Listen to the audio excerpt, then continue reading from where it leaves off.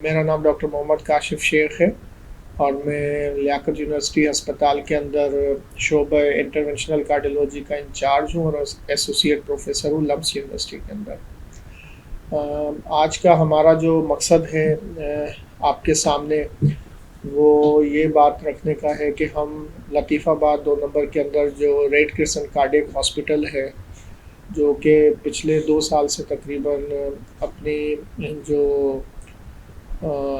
پرانا جو اس کا سلسلہ تھا جس میں سی سی یو وغیرہ تھا اور اینجیوگرافی وغیرہ کی سہولیات جو تھیں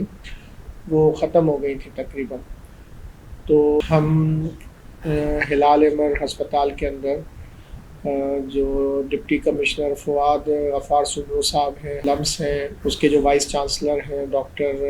اکرام الدین اجن صاحب، اور جو ہمارے ہلال احمر کے جو چیئرمین ہیں عبدالستار جاتو صاحب جو ہیں، ان کے ساتھ ہم نے مل کے ایک دوبارہ سے نیا آغاز کرنے جا رہے ہیں، جس میں ہم ہلال احمر ہسپتال کے اندر جو ہے ایک نیا کنسلٹیشن او پی ڈی اور سی سی یو کے اندر ایڈمیشن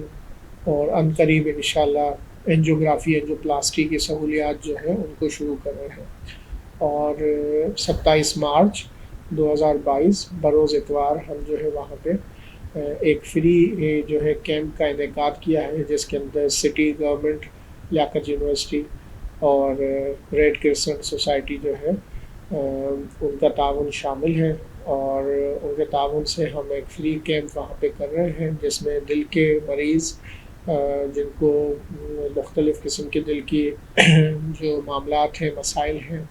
وہ صبح 9 بجے سے لے کے دوپہر 1 بجے تک وہاں پہ فری کیمپ ہوگا، جس میں ای سی جی، ایکو، شوگر، بلڈ پریشر کے ٹیسٹ اور دل کے مزید جو ٹیسٹ ہیں وہ کیے جائیں گے، کولیسٹرول وغیرہ کے۔ تو جو بھی مریض دل کے جن کو دل کی بیماریوں کے مسائل ہیں، وہ اتوار والے دن جو ہے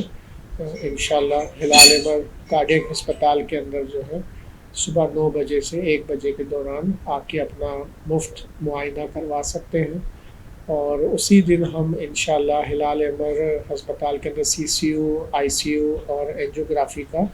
افتتاح بھی دوبارہ سے اتوار والے دن کریں گے۔ میں شکر گزار ہوں ان سب لوگوں کا جو اس کیمپ کے دوران اور کیمپ کے بعد جو ہماری ٹیم ہے لیاقت یونیورسٹی ہسپتال کے ڈاکٹرز کی، جس میں ہمارے کنسلٹنٹ ڈاکٹر شاہد، ڈاکٹر گلحسن بروہی، ڈاکٹر اویس شمس، ڈاکٹر عرفان شامل ہیں، ان سب کے تعاون کا، کیونکہ جو کہ اس دن فری کیمپ میں ہمارے ساتھ حصہ لیں گے، اور فری کیمپ کے بعد بھی جو ہے